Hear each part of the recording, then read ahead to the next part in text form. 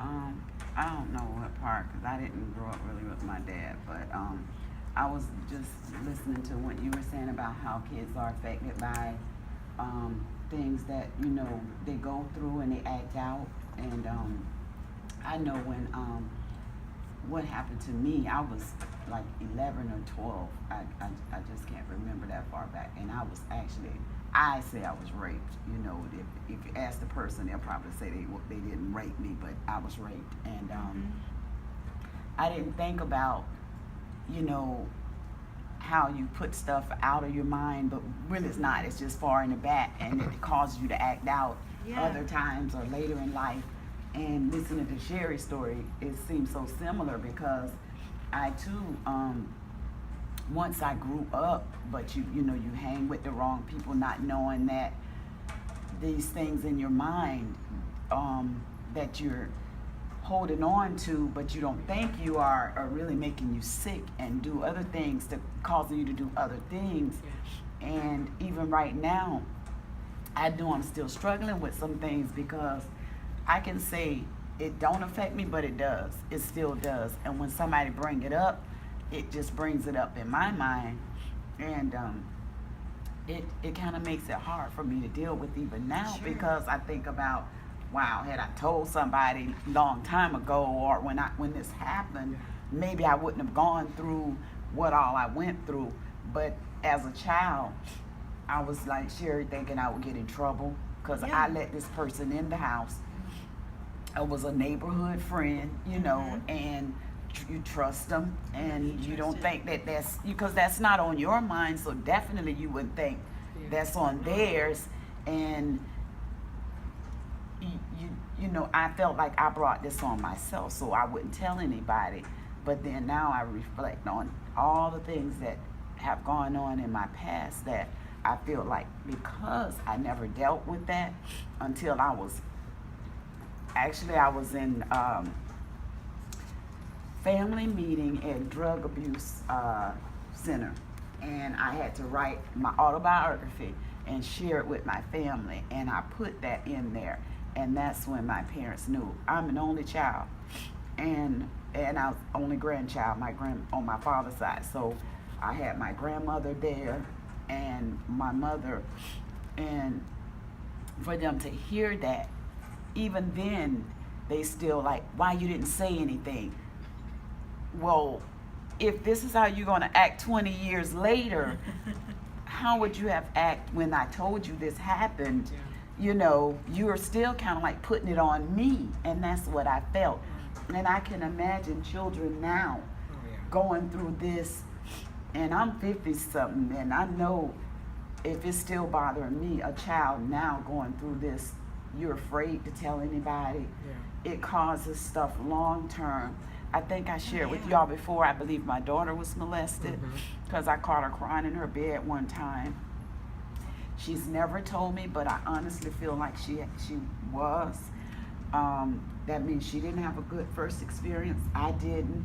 And I'm looking over my life as well as hers, and I see things that seem like it's the same pattern.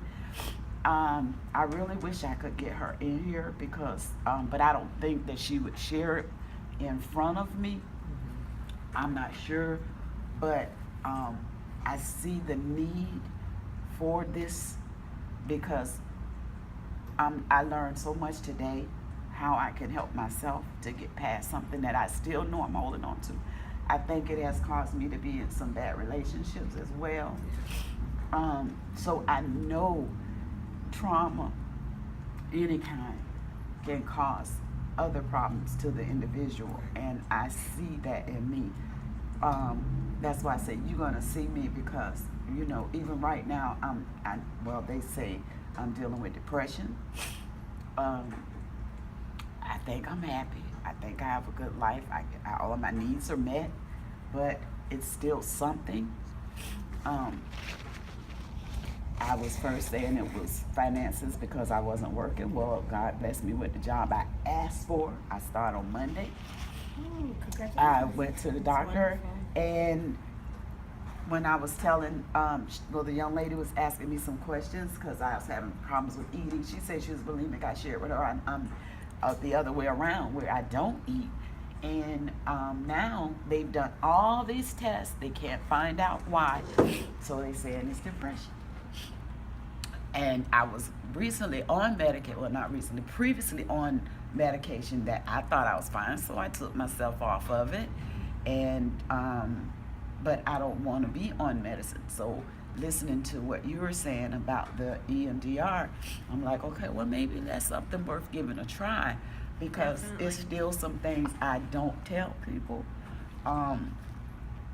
And I feel like it's still causing me issues as an adult, and I don't want to continue to take it. It can sabotage your life. It can derail you completely, because as a child, when you were 11, you made the best decision you knew how to make. And at that point in your development and your understanding and communicating with your parents or caregivers or whoever, yeah, that's a really scary thing to have to confront, because you don't even have the words, the vocabulary, the experience to draw from, to even try to, explain, this is what happened. I was abused. I've been sexually abused.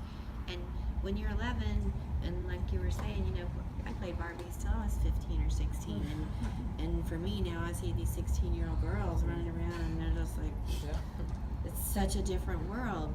But at the same time, we do the best we can, and you not telling your parents was completely normal. I mean, who would have ever given you any kind of directions on how to handle that, especially at that time? Because it's just now, in this decade, starting to be something that people are becoming more open about and becoming aware, and trying to, see the warning signs and realize that, okay, women, and there's so many women without baby daddies in the house, and they'll just, anybody, that will come in and help pay the bills, they're going to trust them. Don't leave them alone with your children, because you don't know what they're like. You really don't. But, What they've gone through. But getting back to the eating disorder, I'll tell you how I started bullying